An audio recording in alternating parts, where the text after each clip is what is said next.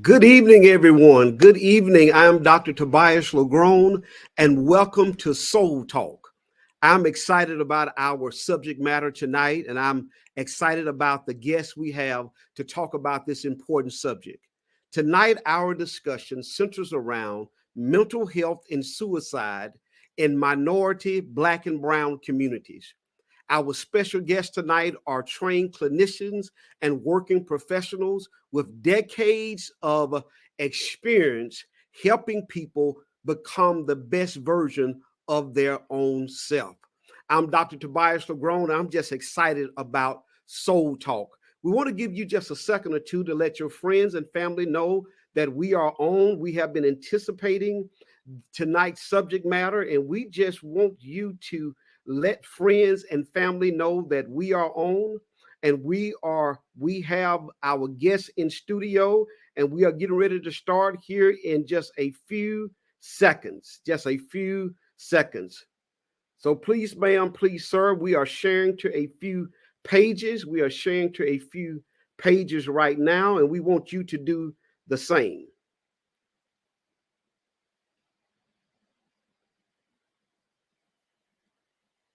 All right, all right. People are coming in. Excellent. We see people coming in already. We are going to share to a few more pages, just a few more pages, and we will get started on tonight.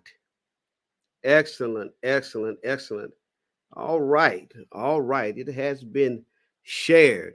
Listen, what we aim to do at Soul Talk is to bring to the general public the best professionals in the fields of education, of counseling, of business, to let the community know that there are voices who are well trained and well experienced to address issues within our own community. It is important that we tell our own story. And tonight, I'm fortunate to know these two great professionals whom I count as colleagues and friends. And tonight they're going to come to us and help us better understand what it means to deal with the understanding of suicide. Our guest tonight is Officer Kelli Singleton Louis and Dr. Janique Washington Walker. And what we're going to have Officer Lewis to come to us first and share with us a little bit about her life experience, her education. Hi, good evening. My name is Kelli Singleton Louis. I am a social worker and life coach. I also work in federal law enforcement. I have a bachelor's degree in social work from Southern University and a master's degree in social work from Louisiana State University. I've worked in the social work field for many, many years, as well as the federal law enforcement field for the past 12 years. I'm so excited to be here tonight to share some knowledge and information and insight into such an important topic. So thank you for having me, Dr. LaGrone.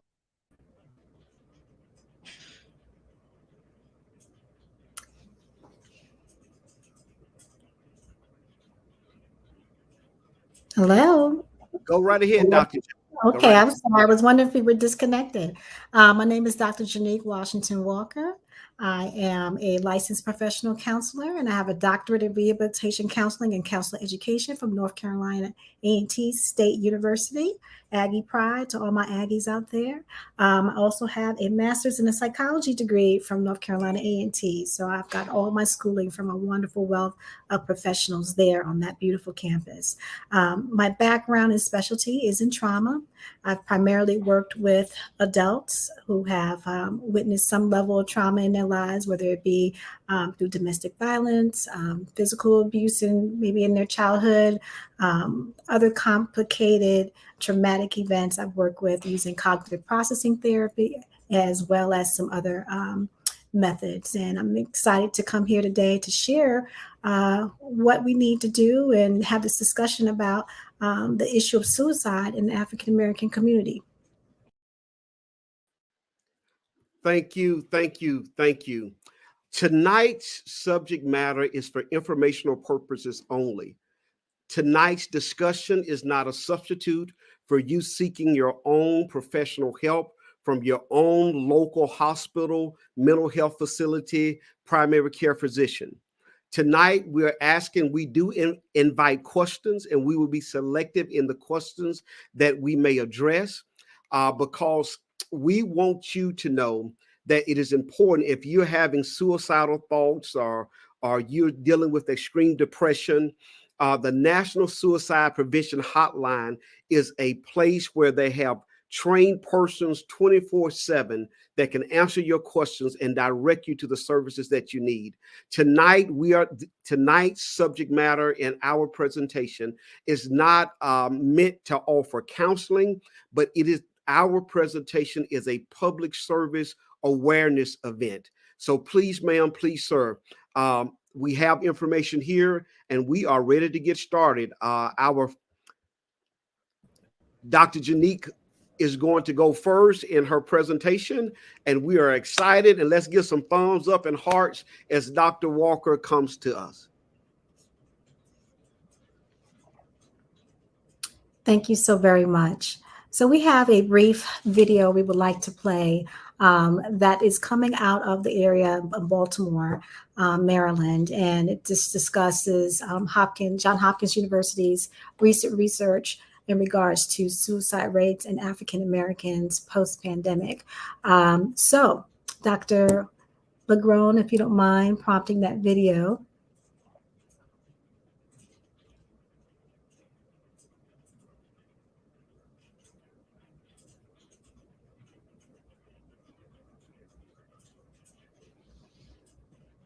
We'll give him a moment to bring that up.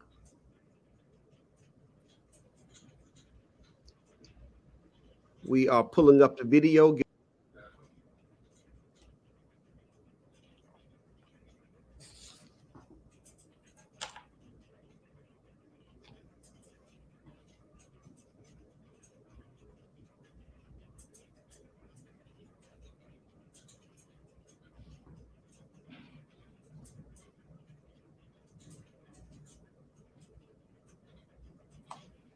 Dr. J, if you will proceed, I will let you know when the video is ready. Okay, thank you so very much.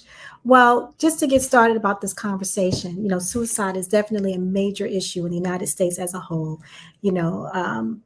Nearly 130 people die of suicide every year nationally. This is a national statistic. And what's even more disturbing is in recent years, suicide has been the third leading cause of death for African American adolescents. And we find these numbers rising in general over the course of the past 10 to 15 years. So it's a challenging thing to see just how suicide for African American men has become 4 times greater than African American women, and that our overall rate of suicide is 60% lower than the non-Hispanic and white population, but yet we're steadily rising over the years. So something is going on. There is some research that's also been pointing out that even younger Black females in grades 9 through 12 were 60% more likely to attempt suicide back in 2019 as compared to non-Hispanic and our white counterparts. So we have to think about what's going on in the past 10 to 15 years where we've seen this influx in suicide rates in pretty much every age group for the African American population. We want to have a discussion as to what are the stressors that's leading to these numbers increasing over time. Can we have another slide, please?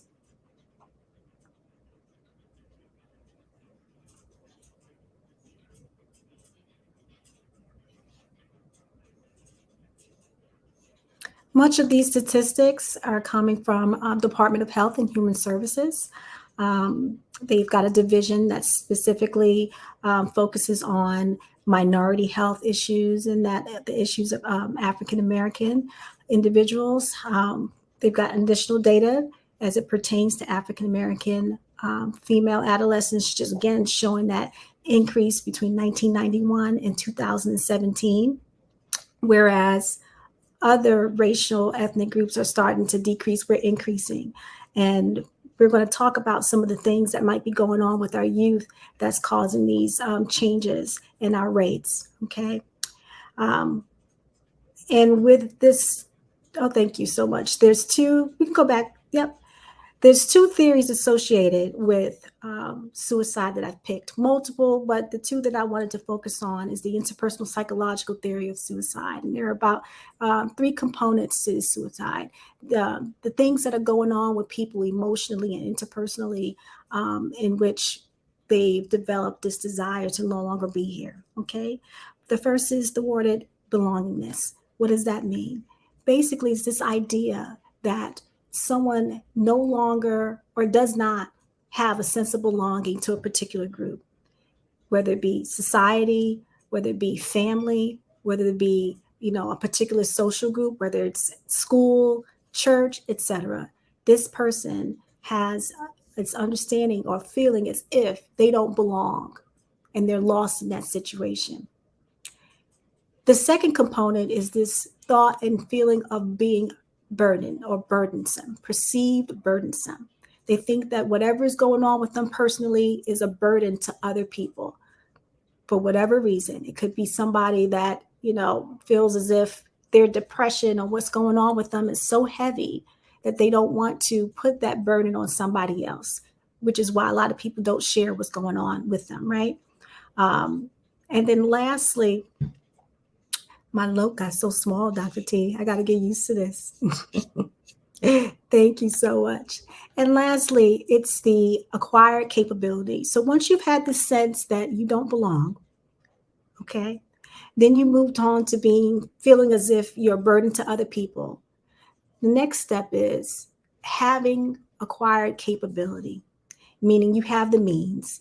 You've thought about this, you've decided that you no longer want to be here, and all of a sudden now, whether you come up with a plan, you've identified what your resource would be, what your weapon might be, what your choice of elimination might be, and now you've been able to acquire the capacity to execute suicide.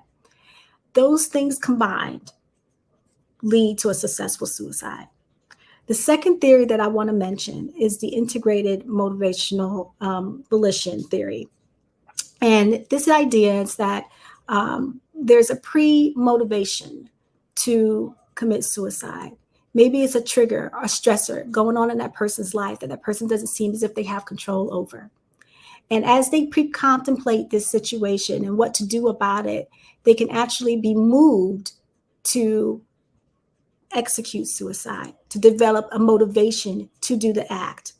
And this comes from constant triggers throughout their life, whether that be stressors that have no relief, burdens that don't seem to be worked through, and that person just constantly encountering, relived traumas from these stressors. They develop this motivation to do this. And then finally, the volition is the part of execution.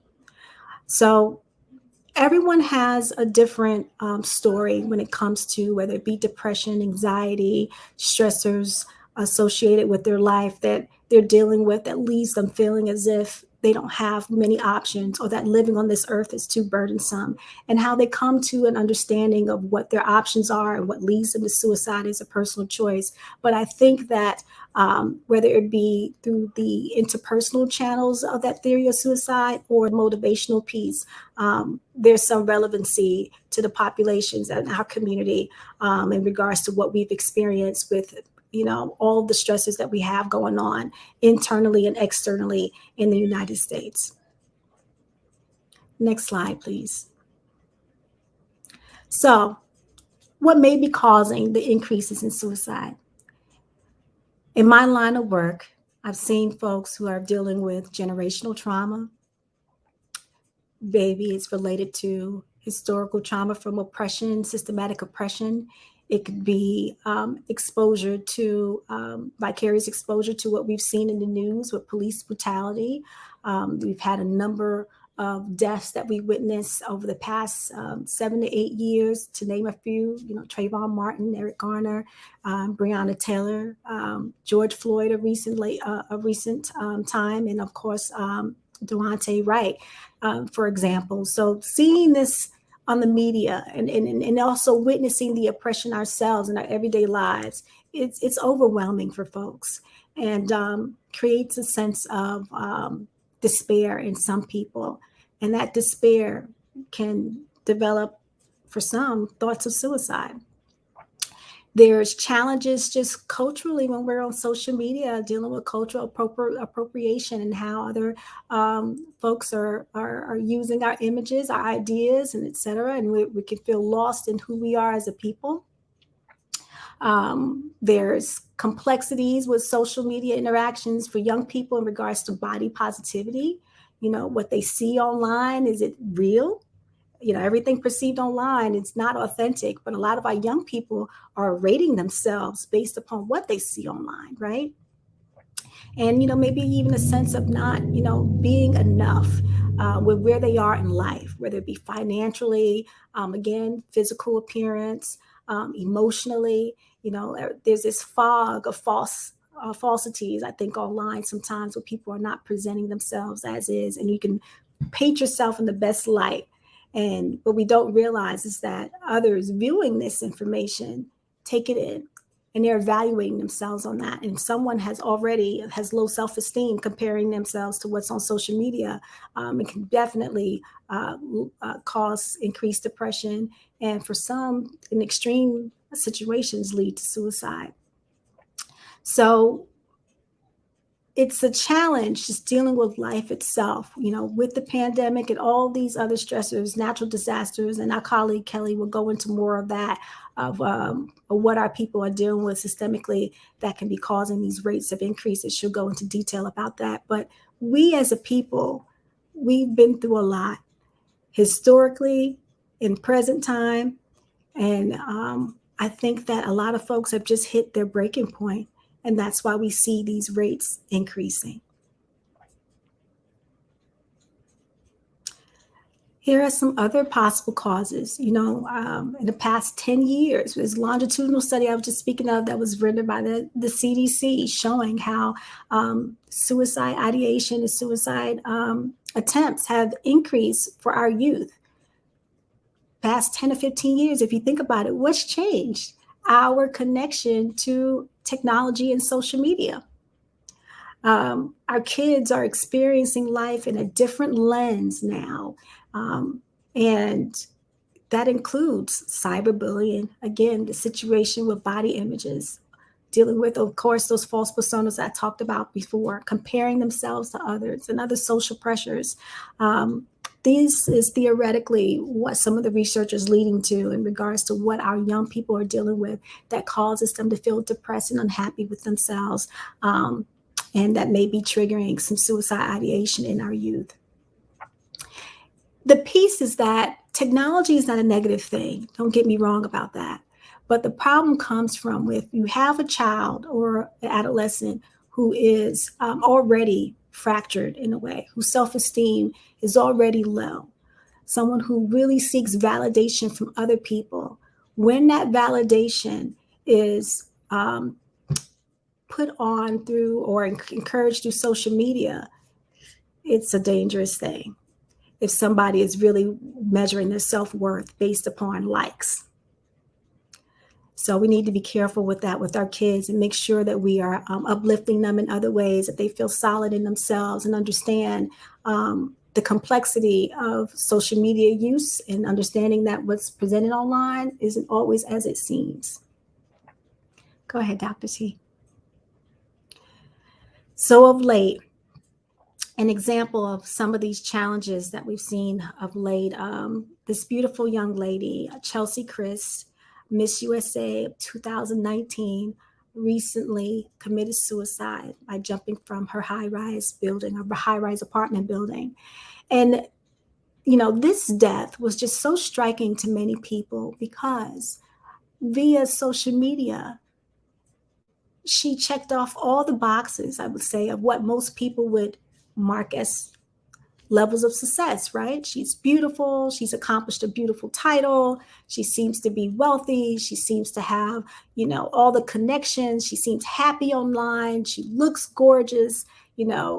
She's what a lot of young women would aspire to look like and to be. And for whatever reason, this young lady was not happy with herself or the situations that were going on in her life, and decided to take her life. What I found interesting about the passing of Miss Chelsea Christ, her mother did write a post and explain that even she wasn't aware of her daughter's challenges until it was too late. And that just went on to tell me that this young lady presented herself a certain way online for so long, here and there, making some statements here and there that can hint that there was an issue. But for the most part, she would look like a blossoming, happy person, and then abruptly decides to hurt herself. My prayers go out to her family, but we need to check on our family members and encourage our folks to talk and to express how they're feeling, to know that they're in a safe space, because we know that historically African Americans have dealt with a lot of stigma when it comes to mental health. And I think that's where the hesitancy comes from, sharing about what's going on. But yes, that one was just hit home hard for a lot of young people. It's just a sad situation. She has another post there that I wanted to share that she did place online. Dr. T, I think it may be the next slide. And before she passed away, she wrote, may this day bring you rest in peace. And so, this was a gloomy post for sure. And it made me wonder, how many other people are leaving signs online, and as a people, we've kind of got desensitized. And when someone's calling out for help, it seems like we're just giving them a check mark, a heart sign, when really what they need is an intervention. Next slide, please. Another young man, Ian Alexander Jr. He is the son of, hope I have the right mama. Is it Virginia King, y'all? I believe it's Virginia King. If I'm not correct, somebody correct me. Kelly? Okay, Kelly gave me a head shake. Yep, so Mr. Ian Alexander Jr., didn't know of him myself until his passing. But I hear that he, from my research, was a bright young man, really supported and loved his mother, had a lot of wonderful gifts, and, dealt with depression. Some of his depression was seen online via social media. He left some signs and some comments here or there that indicated he may need to be checked on. But again, another young person with a lot to offer, who's no longer here, because for whatever reason, they decided that not being here, not living, was better than what was going on currently in their lives. And again, prayers out to that family as well. I am going to try to read that post if I can. Let me see. It's a little small for me. See if I can't bring it up for you guys. I apologize for the delay. The screens are small and I can't see.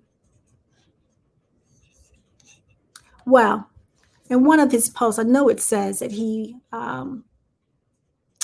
at one point reflected on the episode of SpongeBob, where things were going haywire. And he basically said, that's the way I feel on a regular basis, where things are just completely and totally off.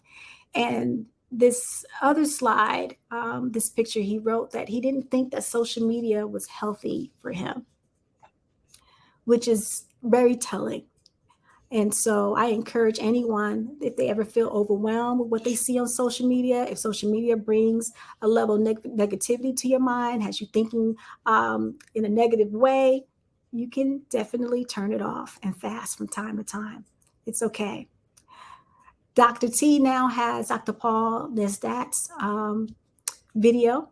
He is a associate professor, if I'm not mistaken, from Johns Hopkins University, and he's going to do.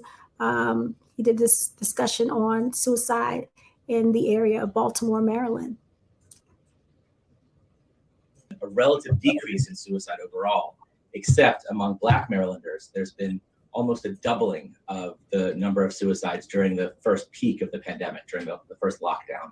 Johns Hopkins University Assistant Professor of Psychiatry, Dr. Paul Nesdat, is one of the authors of this paper published in JAMA Psychiatry Wednesday. The loss of support and the isolation, having sudden economic falls, and having access to a weapon, these are all things that contribute. Add to that the stressor of racial strife in the country and recent police killings of Black people like George Floyd. Edgar Wiggins, the executive director of Baltimore Crisis Response, Inc., says the overriding theme of the thousands of calls they take on their crisis hotline is one of stress and despair related to COVID. In terms of people being unemployed, people who have less means to begin with, being especially stressed out. So COVID is one of those things that our crisis counselors hear every day on the phone. Higgins adds, historically, Blacks have not reached out for mental health help because of the stigma attached to it. I think it's possible that whites had a lot more economic support, had maybe more access to mental health care if needed. We know the disparities in both of those things between the races. And so it might be that that's the reason that white suicides went down, whereas Black suicides went up.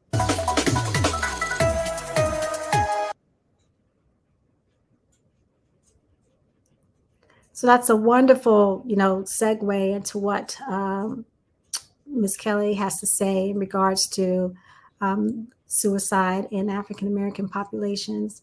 So Kelli, you heard it first. He said in the pandemic, suicide rates have increased for African Americans, and there are disparities associated with, financial capacity and et cetera. And can you lean into that and kind of explain, your take on what's going on with us as a people and what may be influencing these increases across all of our age groups? It's like the data is just so stark when we see the numbers. Absolutely. Thank you so much, Dr. Walker. I really appreciate all of the information that you presented. And I want to piggyback on some of that information as I segue into my perspective on the increase in suicide among people of color, including African Americans and also young people. So I will jump right into it. Here's what we know. And I have some slides that I will put up, and we will follow along with those as we have the discussion.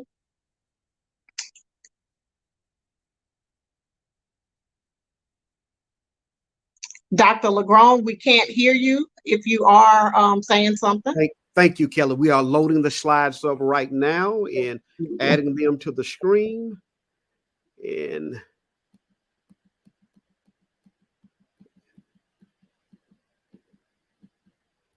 there we are. Awesome. So to piggyback on the information that was presented by Dr. Walker, here's some things that we know, and this will recap just a few of the stats that she already shared with us. So the most recent data from the CDC suggests that the overall suicide rate in the US declined during the pandemic. However, those rates increased for young adults and people of color. So as the video said, and Dr. Walker touched upon, experts believe that the pandemic added to what was already a stressful time for certain subgroups in our country, including people of color.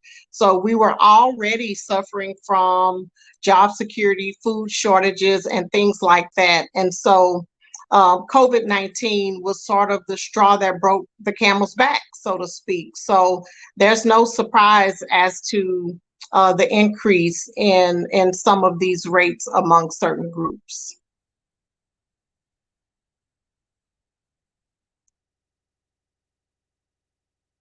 So what is driving these rates? I think that's a question that we definitely have to ask as we work to try and combat this issue and find some solutions. So for me, in my opinion, in my professional opinion, to better understand the why behind this increase in suicide for people of color, we must change the way we view this problem. So suicide is a public health issue. It's not solely an individual issue. According to the CDC, suicide is the 10th leading cause of death in the United States. In 2019, 12 million people in the United States thought about suicide. 3.5 million people made a plan, and 1.4 million people attempted suicide. So looking at this issue from a public health standpoint, I believe will help us better understand it and also work to combat it. As a society, viewing public health problems in a more holistic way will not only help us to have a broader perspective of the issue, but help us to have broader and more effective solutions to combat this problem. So looking at it from a systems perspective, I think will help us to understand some of the external factors that also play a part in individual decisions and individual behavior. So the systems theory in social work is based on the idea that behavior is influenced by a variety of factors that work together as a system. So if we're using a systems approach to view the increasing suicide rates for people of color, this allows professionals and social scientists to observe and analyze the systems that contribute to a person or group's behavior and welfare. So what does this mean? It is impossible to combat an issue without considering the environment or the system in which the issue was bred. There's a saying, I'm sure you all have heard it before, and it says you can't get well in the same environment that made you sick.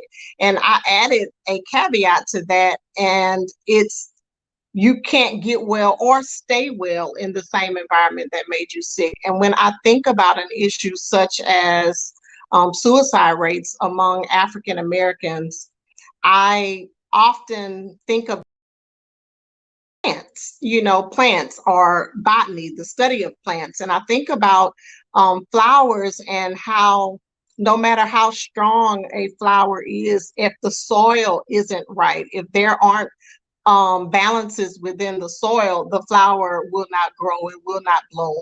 So I think about individuals in that same way. If the systems that we interact with are not conducive to growth, then we can't expect positive outcomes for individuals. So let's look at some of the systems that impact society and consider how we fare as people in these systems.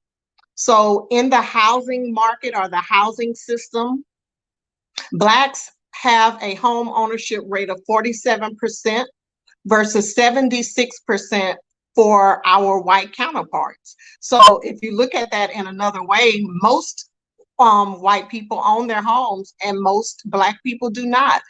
That's an alarming statistic to me.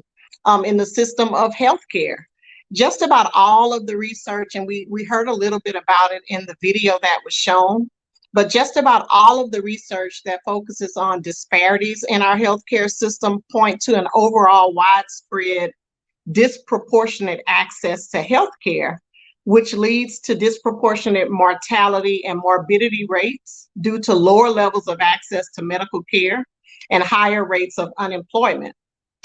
We also have an overwhelming disparity in the receipt of therapeutic resources such as mental health and wellness services.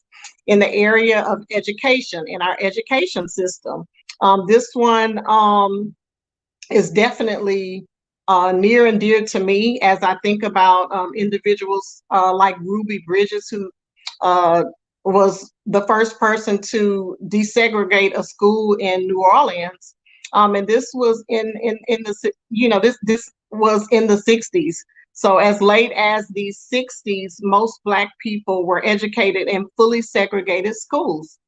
So this doesn't mean that we were less educated. It absolutely does not mean that. But what it does mean is that our schools were not funded at the rates of our white counterparts.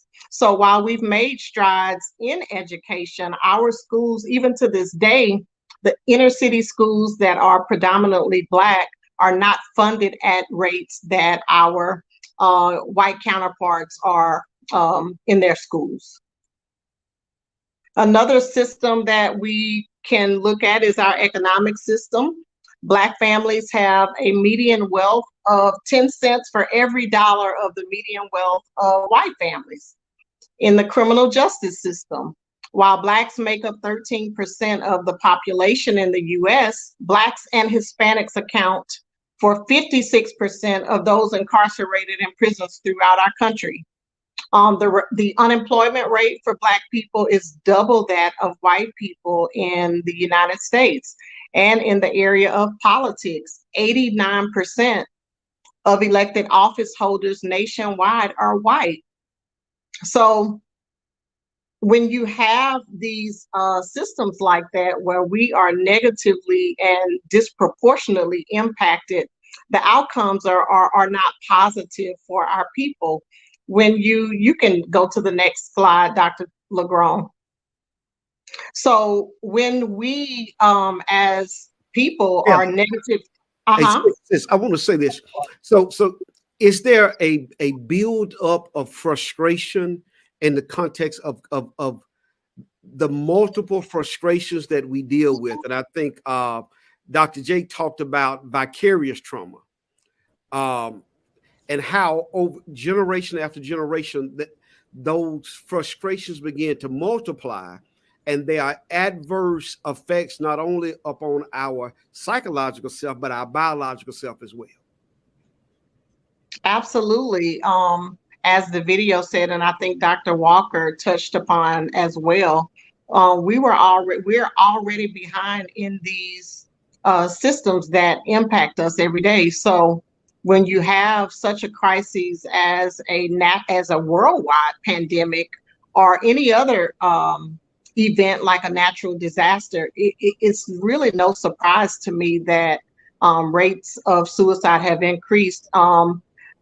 It's no surprise to me at all. What do you think, Dr. Walker?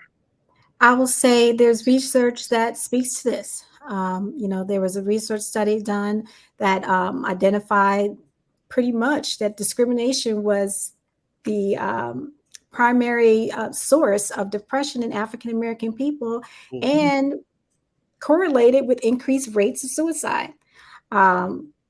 If you think about it, our inequities that we've experienced due to these systematic injustices, that is discrimination. And all of that stress compounded over time. You can't keep, bending on something. Even in a rubber band will break eventually. You keep tugging on it enough, right? On both ends. Right. I was thinking about your stat on housing. Mm-hmm. And that we only, was it 47% of us own houses? 47% versus 76%, I think, for our white counterparts. And if you can remember from the video from Johns Hopkins, it was stated that our people, African American people, have less resources when it comes to finances. And I thought to myself when you said that, how many people lost their homes in the pandemic? How many homeowners foreclosed on their homes during the pandemic? Because it only takes 90 days for your home to enter foreclosure. And it took almost 3 to 4 months for the country, the government to decide how they were going to support people. We know that there's been a slew of resources for renters. But what about those homeowners? What about those people who were struggling in the beginning anyway, month to month, to pay their mortgage? And we're talking during the onset of the pandemic, and even now, employment is unstable. A place will be open, COVID hits, there's a COVID scare, shuts down again. So you can't even get, any regular income coming in. We'd love to see that stat, but I would predict that a lot of our folks, that 40%, 47%, lost their homes Mm. at greater levels than our counterparts. I'm sure. That. Me too.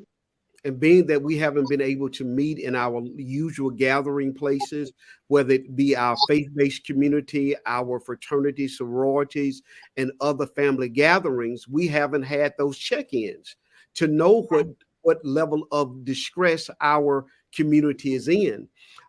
So many times in our westernized society, we are told just to toughen up, to push through. Mm-hmm.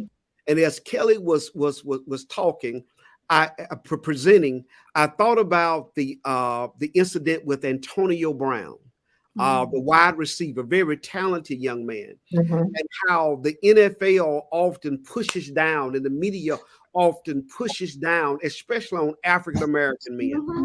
The least little thing that they do, they become quote unquote the whipping boy, or the person that they're going to talk about and be derogatory towards. But so initially when Antonio Brown walked off the football field and threw his jersey up in the stands, people said, oh, he's just acting out again, or he's entitled, he's arrogant.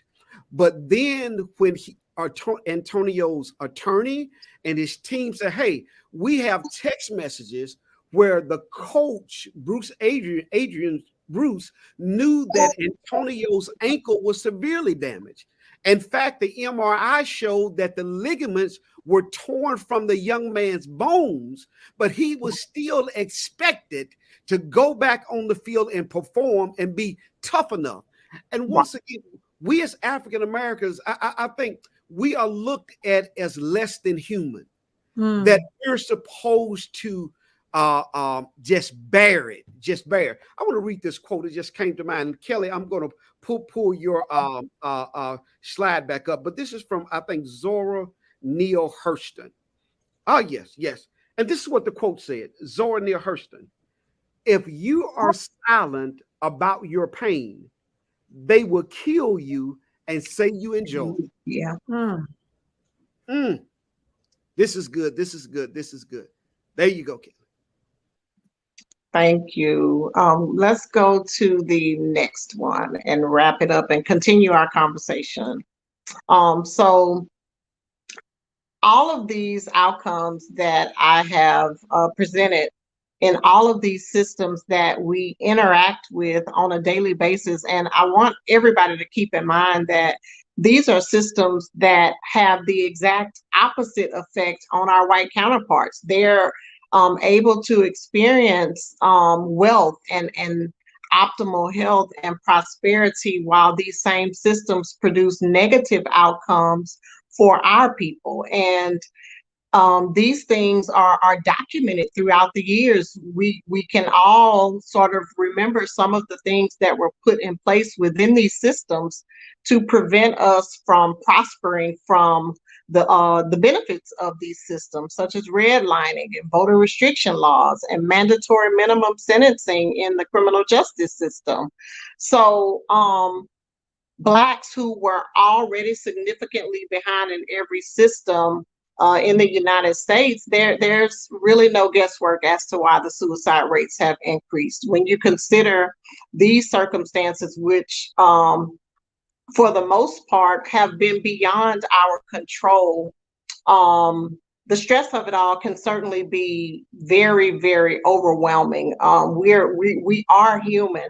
We're not robots. We do feel the brunt of these things. And so you add on top of that a pandemic or a national disaster. And I mean, it's no surprise that these rates of suicide have increased amongst our ethnic group. So imagine being in a high stress, traumatic environment every time you wake up and have to either go into any of these systems, a system of employment, a system, our education system. And it's a reality for many that this is just consistent trauma, persistent trauma over and over again. So a pandemic only was the straw that broke the camel's back. And I think as we continue to look at these systems and how they impact us, we have to look at solutions on a macro level. And one of the things that I believe, if we're looking at it from a systems perspective on the macro level, it all boils down to, well, one part of it is representation. If we aren't represented in those areas where the laws are made, in those areas where the policies are enacted, in those areas where important decisions are made, in those boardrooms, on those council seats, in those DA offices, in the state house, in Congress, if we're not represented in those places, we aren't able to make the decisions that impact us within these systems.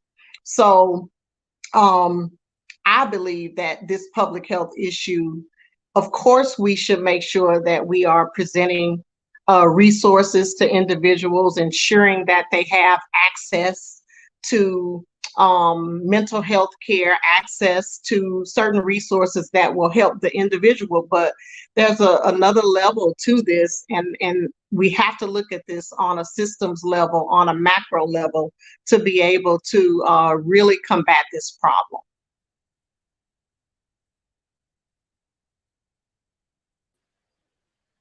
Awesome, awesome. Dynamic information, dynamic presentation, dynamic. Thank you so much. Thank you so much. This is great. Team, let me tell you, we have questions coming in, and the questions were posted earlier, and they said, okay, when are you going to get to my questions? So I let people know we will be addressing questions soon. Please know there are resources in your local area, ma'am and sir. I am going to place up here one such resource that is called Psychology Today. If you are in need of mental health care, looking for a therapist, psychologytoday.com is a good resource that you can just simply go to that website, type in your place in your zip code, and they will let you know who is in your area. I think I'm freezing a little bit. They will let you know who is in your area. Excellent. There we go. There we go. Awesome. Well, we have a few more minutes, and what I'm going to do, I'm going to touch on a sense of what does it mean? How do we navigate in a world that offers so many challenges, not just for the broader community, but certainly for minority communities? How do we navigate those challenges? How do we navigate those challenges? And so I'm going to pull up, and y'all, I want the two of you to stay in studio because I'm going to bring you back on shortly. How do we navigate those challenges?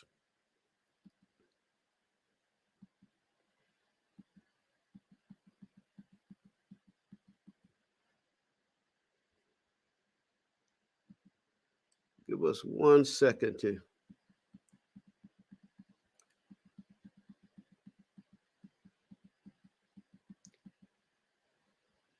So the way we navigate those challenges, it is imperative that we acknowledge the cognitive science in regards to what it means for a person to be depressed, but also acknowledge that the society that we live in and the pressures that come along in society offer challenges. Let me find the slide that I'm looking for here. There are 60 slides here. We have a lot of information. And let me find what I'm looking for. And then we will wrap up for tonight. It's probably on slide number 30. Yes, please continue to post your questions.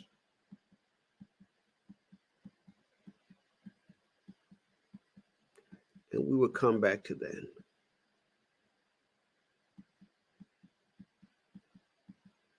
There we go. So when we think of suicide, Suicide, oftentimes a precursor to suicide is depression. And I think if we're all honest, all of us have been depressed at one time or another. Depression is as common as the common cold. What is not common is when we find ourselves in that depressive state, that low mood, that sense of hopelessness, not wanting to go on, and it lasts for extended periods of time. And so that is when depression becomes a problem. But if you look just at the political landscape, if you look at climate change, if you look at the divisiveness in politics, even as something as simple as do you wear a mask or do you not wear a mask, something as simple as in common sense as that has become a divisive wedge issue in our community. And for those of us who try to operate with some degree of logic, reason, and rationale, it can make you a little depressed. It can make you a little. It can make you. It can make you a little depressed in that regard. When we look at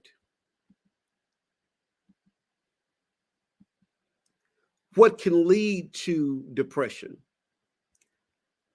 sometimes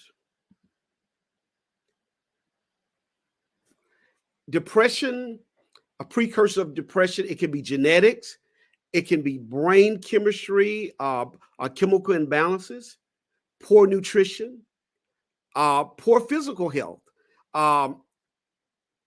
health issues that should be treated, but they go untreated because a person may not have insurance, or a person's work schedule is so that they don't want to miss work to get a checkup or to get an annual physical. Of course, drugs and addiction and stress are all issues that affect our level of mood. We see here that depression and suicidal ideation is not just a matter of will, but it is actually a physical, neurobiological, neurochemical event that happens in the human brain. And you see the striatum and thalamus, the dorsal prefrontal cortex, the posterior regions of the brain, and under MRIs, we can see those regions of the brain that are affected, that shows up on the MRI and give indication to a person who may be in that place of depression. So when depression happens, and because of that neurochemical response in the brain, there's a diminished cognitive control of emotion and behavior, cognitive inflexibility, impaired valuation of different decision options. And then there's a struggle in mediating dynamic interactions between the extended VPFC and DPFC and IFG systems. And as you can see that listed in the brain and the connections in terms of the prefrontal cortex, the cerebellum, the hippocampus, and the amygdala. And so those enhanced negative and blunted positive internal states, negative self-referencing, impairment in future thinking, and depressed rumination. And so for those of us who are in the faith-based community, I want to tell us that telling people to pray about it and move on is not enough. It is not enough. We need professional clinical help and even in some terms medicated help in order to help the brain come back into a sense of chemical balance, and so the person can have a functional life.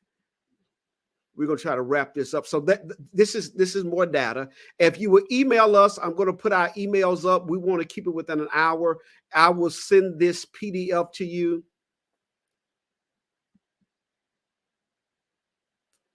So one of the things that we don't talk about enough is stress. We get stressed out.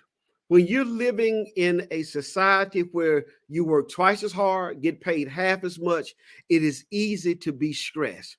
We have the social justice summers that we have had. We saw what happened in terms of with George Floyd. We see the shooting of unarmed young people. And so it is difficult for us to watch these things and then look for a sense of justice. We saw what happened with Ahmaud Arbery, and sad to say, even though the person should have gone to jail, we still as a community were surprised when those who victimized Ahmaud Arbery actually went to jail. And I want to bring my other guests back on screen here, because we have become so accustomed to living with injustice that has become a sense of normalcy for justice to be denied for us. And that is sad. That is sad. So we see what happens in terms of stress. There's positive stress, tolerable stress, toxic stress. Then we have what we call adverse childhood experiences, and those adverse childhood experiences are those traumas that that children experience in childhood. Dr. J, will you touch on that a little bit? That's your area of specialty. Sure. So Dr. Filletti in the 1980s, he actually was a medical physician that specialized in weight loss. He observed that many of his patients who were dealing with weight loss issues, who were making progress, unfortunately, if a stressor occurred, they would gain their weight back. And so he wanted to figure out what was going on with those folks emotionally, conducted a study on them, and that led to the 5 ACEs. The Adverse Childhood Experiences Study, which with the ACE study. And basically he asked them, well, what types of trauma have you encountered in your life? Were you from a broken home? Were you exposed? Were your parents drug users?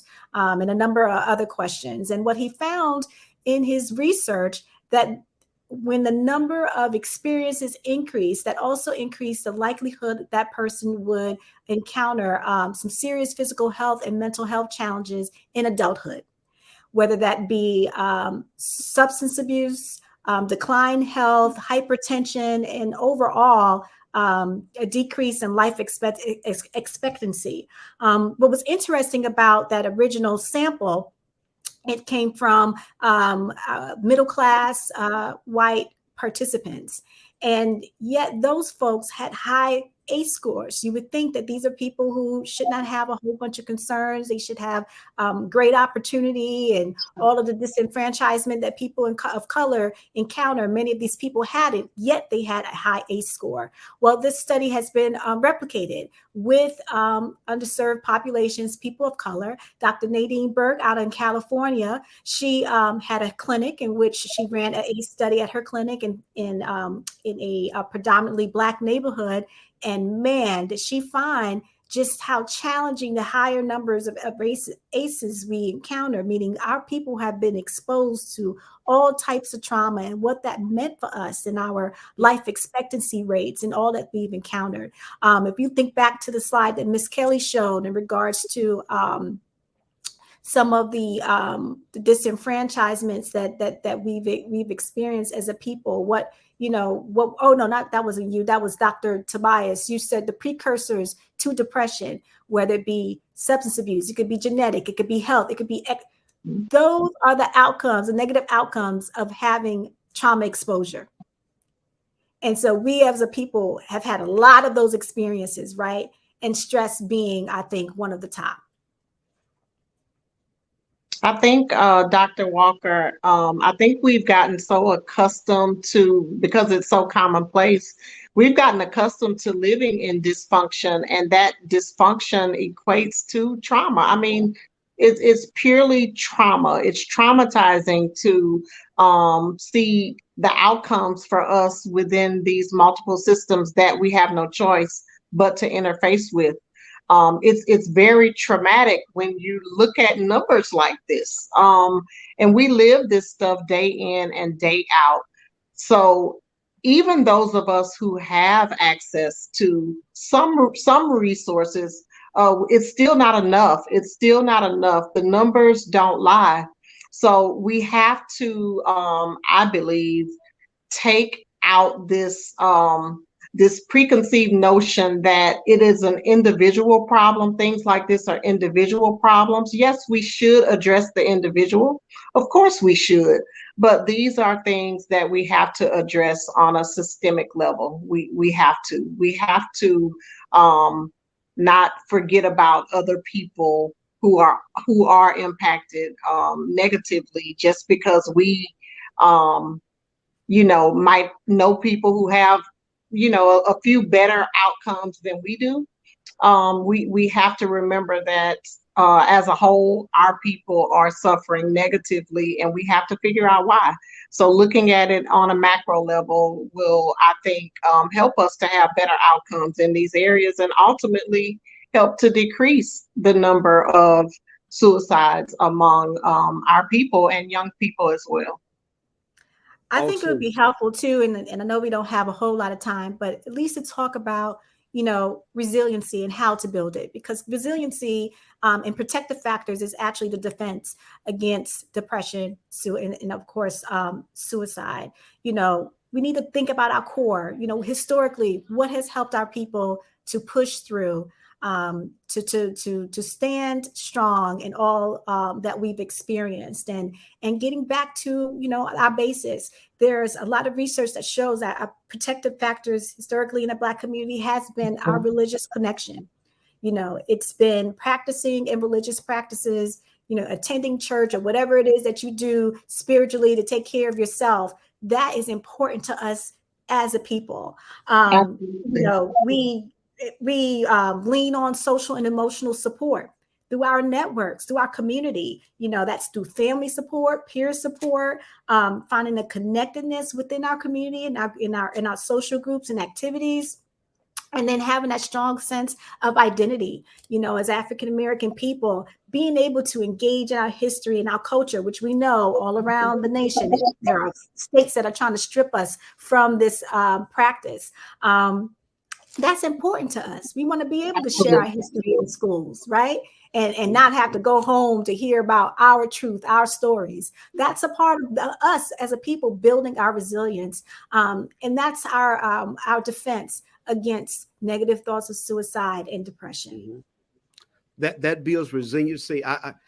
The time is upon us, but I'm compelled to share this because resiliency is so important. Soren Kierkegaard stated, "To be born is to struggle, but to struggle is to become." And I think having people and professionals like us, but also family support systems that tell people it's okay to be tired. It's okay to struggle, because struggles in life, though we become tired from them, it's through the struggle that we build a level of resiliency. And we cannot live in this false narrative that you should be ashamed if you ever lost a house or you went through foreclosure or you had a car repossessed. Because what I see in life is that so many people are living what I call a green screen life. Mm-hmm. That on social media, you can be anybody you want to be, have anything you want to have, when in reality, most people are not multimillionaires. In reality, it is stated that that 80% of Americans, 80%, hundreds of millions of people, don't have $1,000 in the bank in the event of an emergency. And so what we want you to understand tonight is that just because life is tough, that doesn't mean you have to quit. Because resiliency, from my faith belief, is that my faith is the substance of things hoped for, the evidence of things not seen. That is a scripture that informs my faith. For other people, their faith in resiliency is that I'm looking forward to seeing my grandkids again. I'm looking forward to traveling the world after having worked 30 and 40 years. But watch this. It's okay for us to say that, hey, I don't want to work 30 years, 40 years, or 50 years before I can enjoy life. That does not make you a socialist. That does not make you a communist. It makes you an aware human being who you don't want the life that your mother and father had. Working at the same place for 40 years, work for my father, work for my mother in love, my mother-in-law, my stepmom, but the new generation that is coming, and our generation as well, we don't want to do that. And it's okay. That doesn't make us communists. It doesn't make us socialists. And we want to give you permission to say, hey, it's okay to want something outside of the westernized mentality of keep your nose to the grinding stone, struggle, be a good citizen, and pay your taxes, keep your head down. You were not created to keep your head down. You were created to become who you were designed and birthed to be. One of my favorite existential psychotherapy, even though he says he's not really existential, but from my perspective, Dr. Viktor Frankl, he said, everything can be taken from a person, but one thing, the last of human freedoms, to choose one's attitude in any given set of circumstances, to choose one's own way.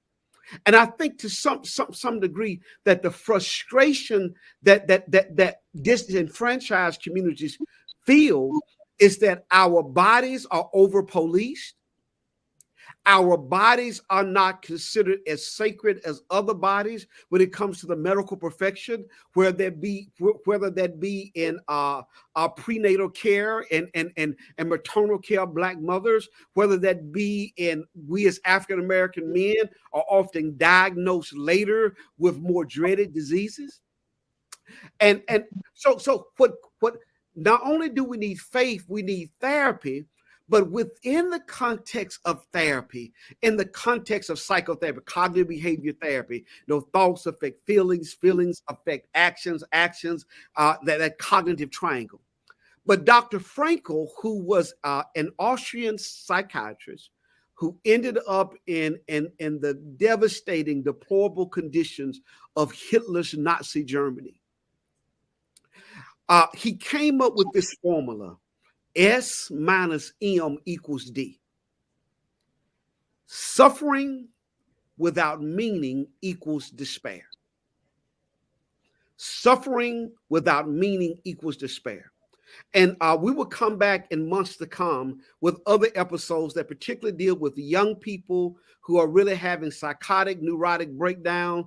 Thank you, Kelli, for sending me the video that you sent me of that young man. When I was home in Mississippi, my mom, Mother Mary, shared with me that was a young man, 19 years old, that videoed himself live walking in front of a semi-trailer because his girlfriend had decided to move on with her life in another relationship, as she had all the right to do. So there's something else that we have to explore, right? Right. Absolutely. There's something else that has to be, but suffering is a part of life. Nobody wants to be in a perpetual state of suffering, but suffering without meaning equals despair. And then we get stuck in the place of why. I've been there. Why? We examine why. No, why? Why God? Why me? Why me? Why universe? Why world? When we look on Facebook, everybody's living the life fantastic, when in reality, nobody escapes without suffering. We were birthed into this world. I'm not a woman. My wife is. When a baby is birthed into the world, that's pain, right? Mothers, that's pain. We don't escape. You come in with pain, and if we live long enough, I talked to a good friend of mine who's in her 80s now, and she said, Dr. LaGrone, I'm doing well, just got a little arthritis. But thank God for it, and she's going to the gym, so forth, so on. But if suffering without meaning equals despair, Frankl states that any person, watch this, who can find a why reason to live can survive the pain and trauma of any what they may experience.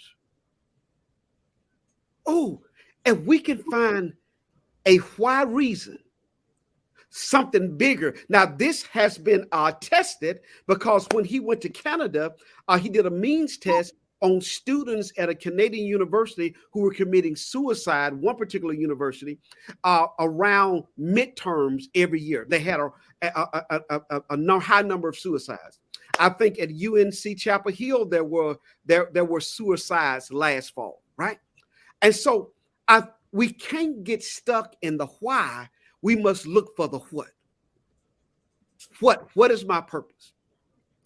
So the most important question is not, why did this happen to me? The most important question you can discover is, what is my reason for being? And your reason for being is not to be a YouTube star. It is not to drive a Bentley or Rolls Royce and have a private jet.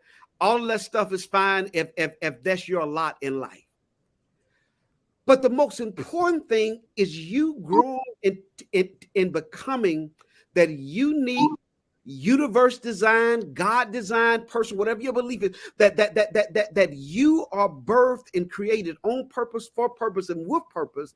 And out of your purpose, you will discover your meaning. So if suffering without meaning equals despair, then suffering plus meaning equals discovery of destiny. We cannot name one person in history that did not suffer. Maya Angelou, her suffering and the abuse and the sexual abuse and the deplorable states of her youth led to, and I know why the cage birds say.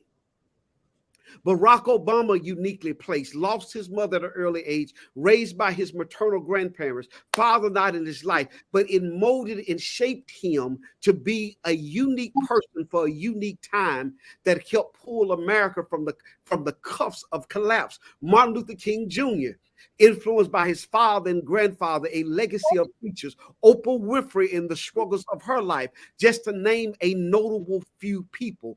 So when our suffering is connected with meaning, when we find that meaning through therapy and also through our internal will, whether it be our faith, whether it be doing a biopsychosocial, spiritual journey, writing what our story is, we discover our destiny when we find out our meaning. So Dr. Howard Thurman said this: there's something in every one of you that waits and listens for the sound of the genuine in yourself. It is the only true guide you will ever have. If you cannot hear it, you will all of your life spend all of your days on the ends of strings that somebody else has pulled. And I really believe that when you look at these notable, famous people who commit suicide, maybe they got tired of society pulling their strings. That I have to be a certain weight, a certain image, have to be it.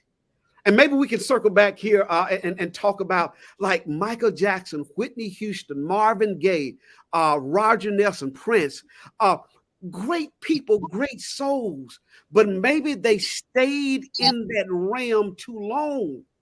Because how long can you be the star in a world that changes stars now every 15 minutes? Wow. Where is the lie? Where is the lie? Where is the lie? It's all around us. It's all around us when we don't look for the genuine in us. So Howard Thurman, I love him. He said, don't ask yourself what the world needs. And isn't that what influencers do? You know, these young men have made a movie called Jack ASS. And that has made them famous, just doing incredulous things that are dangerous. And then there are influencers who are looking for bombastic things they can do to get attention, to get likes, living for likes. And then Facebook and meta-analysis and YouTube and Twitter and Instagram running analysis and data. How do we get people attention? And Dr. Thurman says, don't ask yourself what the world needs. Ask yourself what makes you come alive, and then go and do that.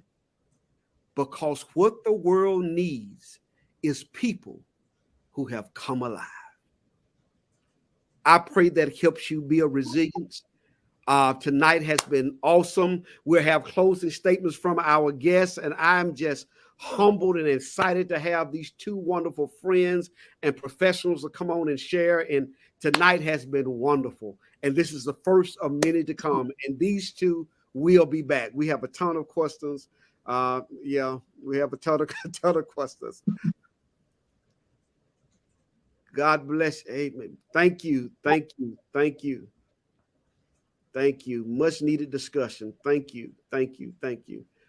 Here's one question. I want us to address this question.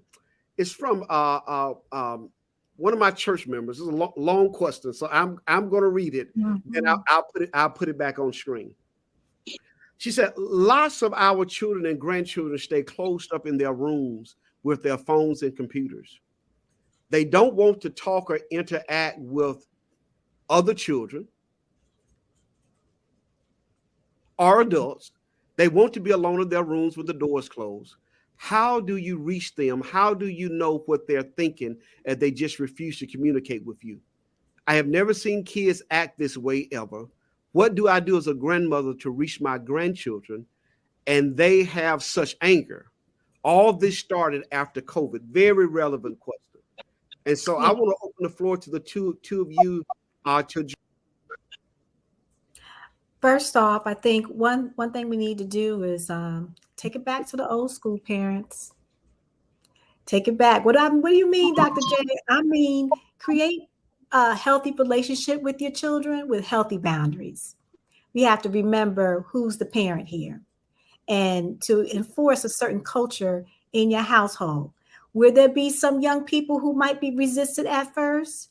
Maybe encounter some attitude and etc. because we require family time and we limit their social media access or internet access and etc. Maybe, but it's worth it because we need to see a sense of connection, and they need to be ingrained in the relationship, and have that conversation, create, that intimate time where you're getting to know one another, play some family game nights, make things interactive, because guess what? We're always in the metaverse. Metaverse meaning online social stuff all of the time. We're all guilty of it. But we need to take it back and spend some more time in person, and don't make it an option. Will there be some pushback initially? But once they get used to the culture, I do believe we'll see some changes in behavior. As parents, we have a lot of control. We just have to exercise our control, and we can still be cool. They'll get used to it. If your little one, a young person, is having a challenge talking to you, it's okay to sign them up from counseling. Get them somebody that's safe, that's educated, that can give them healthy information so that they can have a safe place to disclose. I know sometimes it's hard to connect, but we don't want to leave our young people without an outlet, because they'll find one, and the one they find may not be the one that we want them to use. Kelli? I agree. I was going in the same direction as Dr. Walker. Setting healthy and realistic boundaries, I think, is key. I think we do live in a day and age where we sort of have to shift and adjust with the technological changes that are occurring. Some are pretty positive. Others are, really detrimental to our kids. I would suggest that everyone watch. There's a Netflix documentary called The Social Dilemma that gives a lot of information into the impact of social media on our children and on us as well. So healthy, realistic boundaries, I think, is key, and lead by example. Set healthy and realistic boundaries for yourself as well, and your children will follow. Well, team, thank you so much for being on tonight. It has been rewarding, informative, and we will be doing this again. We went just a little bit over, but it is worth it.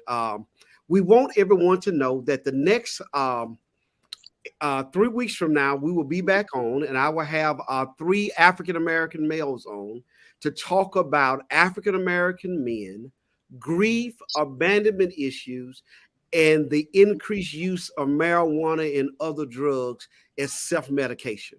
And you don't want to miss that because so many people are saying that marijuana is just like a cigarette. I have news for you.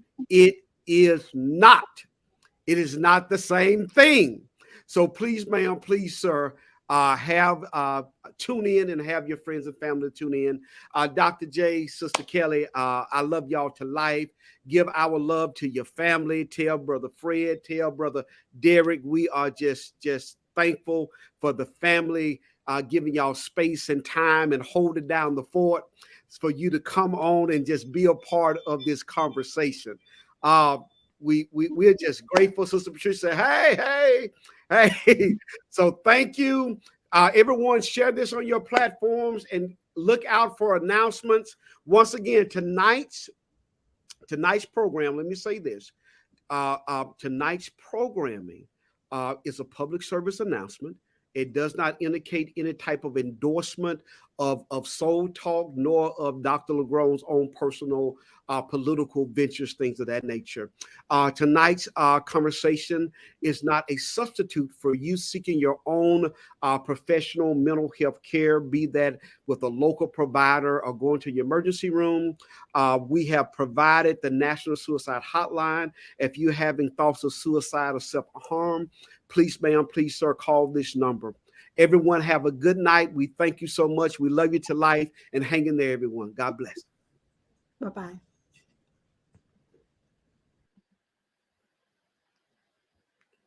Thank you, everyone. We are so fortunate to have had such professional, intelligent, and educated persons to come on and talk about this much needed subject.